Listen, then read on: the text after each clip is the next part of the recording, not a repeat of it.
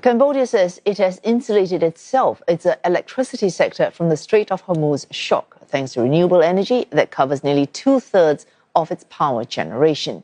The country's energy minister tells CNA that oil and gas prices remain a pain point and that a connected ASEAN power grid is a long-term solution. Roland Lim caught up with Kyo Rotanak.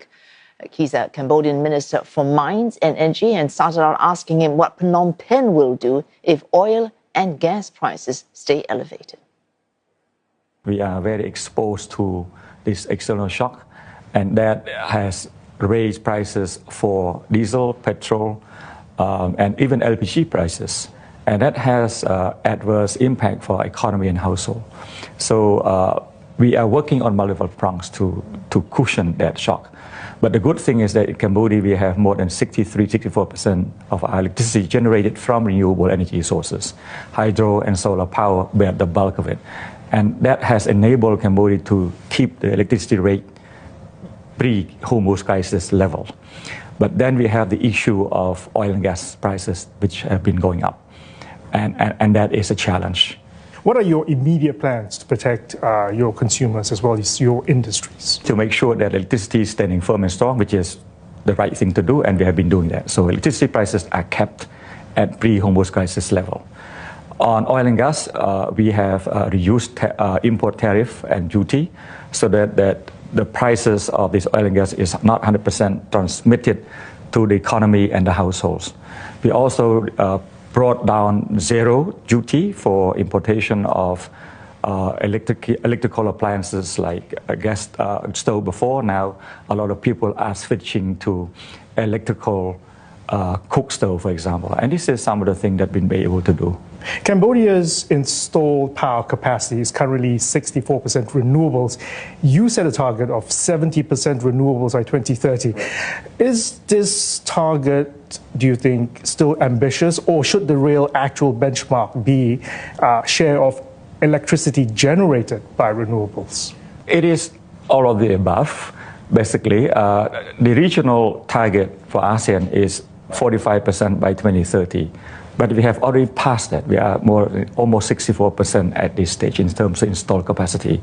And our target to have at least 70% by 2030.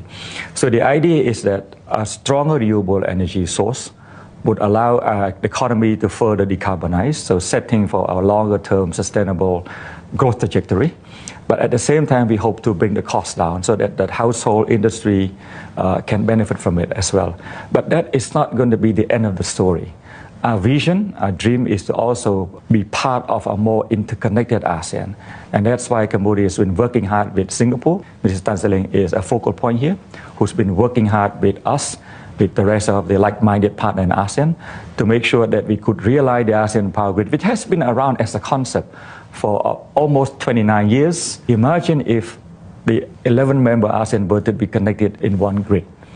It would allow us to transmit good, clean electron from one country to another so that we can see clean energy and we deploy it where it is much needed, rather than trying to ship fuel, diesel, petrol, LPG around.